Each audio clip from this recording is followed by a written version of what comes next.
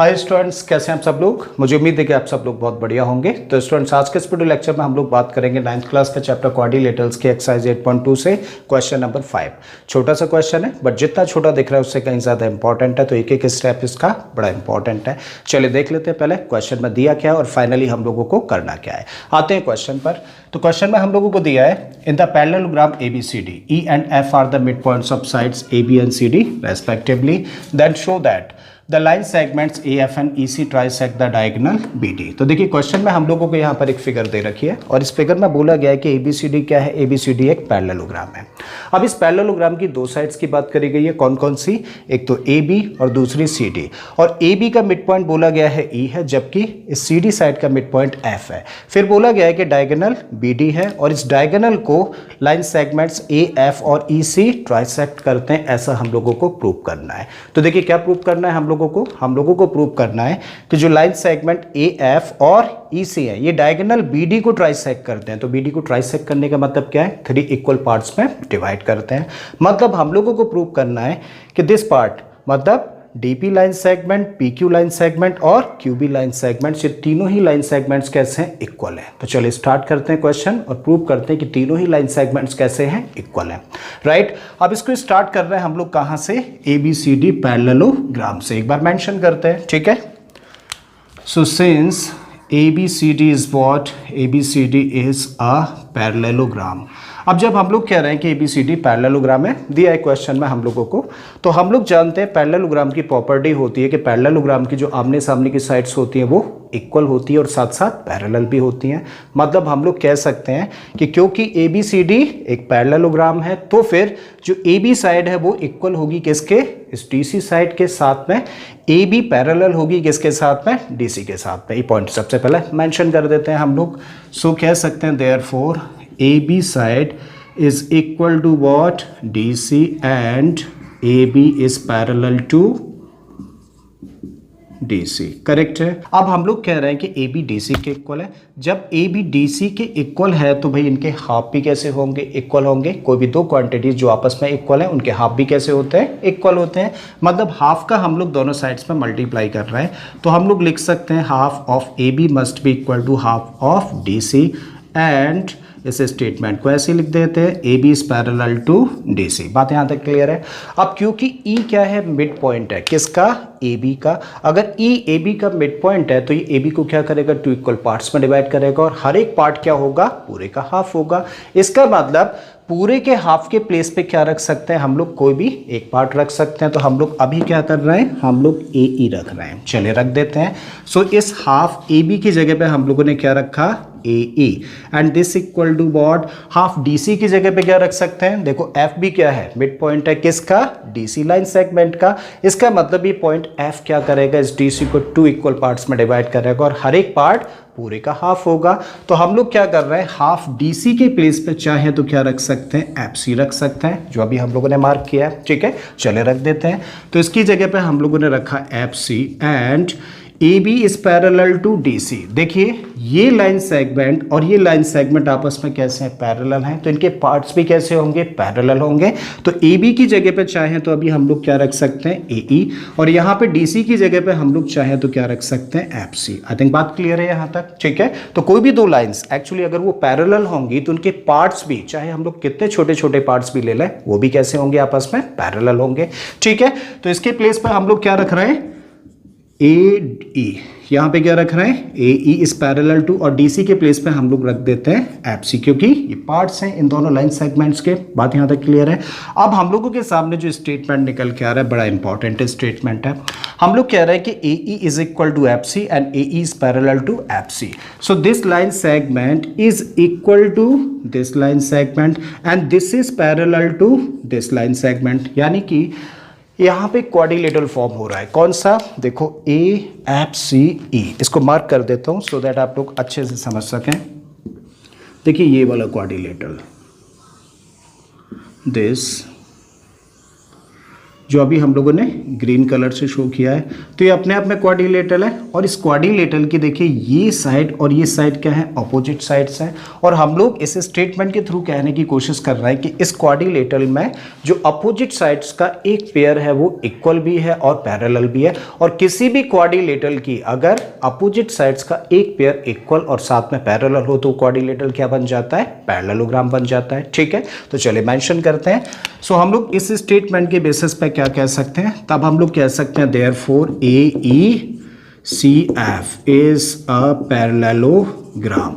मतलब हम लोगों ने प्रूव कर दिया कि AECF, देखिए ये वाला जो क्वाड्रिलेटरल है अपने आप में क्या है, पैरेललोग्राम है। और अगर ये पैरेललोग्राम है तो पैरेललोग्राम की तो प्रॉपर्टी होती है कि उसके आमने सामने की साइड्स कैसी होती है, पैरेलल होती है। बात क्लियर है? ठीक है, तो हम लोग कह सकते हैं कि भाई अगर ये पैरेललोग्राम है तो ये लाइन और ये लाइन आपस में कैसी होंगी, अपोजिट साइड्स होने की वजह से पैरेलल होंगी। पॉइंट मेंशन करते हैं। सो दिस इंप्लाई कि AF is parallel to what, EC। और ये बड़ा इंपॉर्टेंट पॉइंट है। ठीक है, तो हम लोगों ने क्या शो कर दिया, हम लोगों ने शो किया कि this line is parallel to this line. ये दोनों लाइंस कैसी हैं, पैरेलल हैं। ठीक है, अब आते हैं हम लोग देखिए एक ट्राइंगल पर। कौन सा ट्राइंगल, ये वाला ट्राइंगल जो अभी हम लोगों ने शेड किया है। देखिए जरा बताइए नाम इसका, क्या नाम है इस ट्राइंगल का, ट्राइंगल DCQ। और इस ट्राइंगल में हम लोग क्या कह रहे हैं, देखिए इस ट्राइंगल की जो DC साइड है उसका F क्या है, मिड पॉइंट है। और अब हम लोगों ने प्रूव कर दिया है कि लाइन और ये लाइन आपस में कैसी हैं, पैरेलल है। तो फिर याद आ रहा है converse of mid point theorem. हम लोग कह रहे हैं कि इस ट्राइंगल DCQ में इस ट्राइंगल की एक साइड के मिड पॉइंट से हम लोग एक लाइन ड्रॉ कर रहे हैं जो कि पैरेलल है इस ट्राइंगल की दूसरी साइड के। तो ये क्या करेगी, ट्राइंगल की तीसरी साइड को बाइसेक्ट करेगी। मतलब तब P क्या होना चाहिए, मिड पॉइंट होना चाहिए किसका, इस लाइन सेगमेंट यानी कि ट्राइंगल की थर्ड साइड जो कि क्या है, DQ का।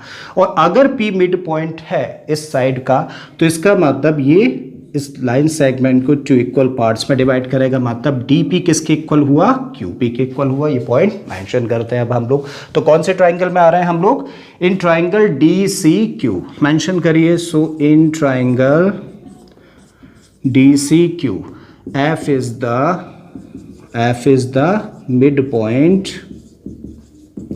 of किसका, DC साइड का। एंड ये किसके पैरेलल है, FP is parallel to what, CQ।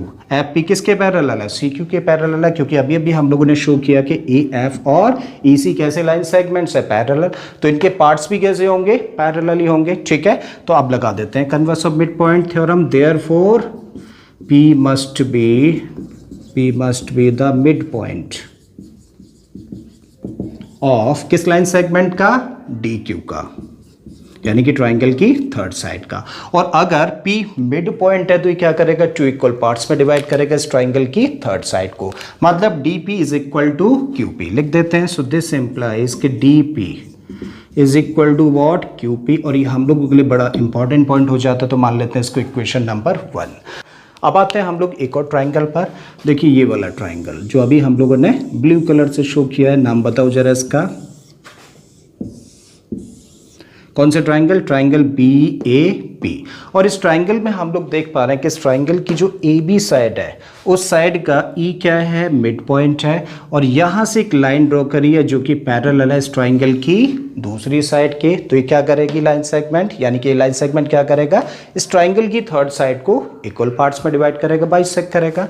ठीक है, तो इसका मतलब Q मिड पॉइंट होगा। तो ये लाइन सेगमेंट और ये लाइन सेगमेंट आपस में कैसे हो जाएंगे, इक्वल हो जाएंगे। इस पॉइंट को भी मेंशन कर देते हैं। तो अब कौन सा triangle, now in triangle ABP क्या कह सकते हैं, E is the mid point of किस लाइन सेगमेंट का, यानी कि किस साइड का, AB। And EQ is parallel to AP। therefore Q must be the midpoint of किसका, BP।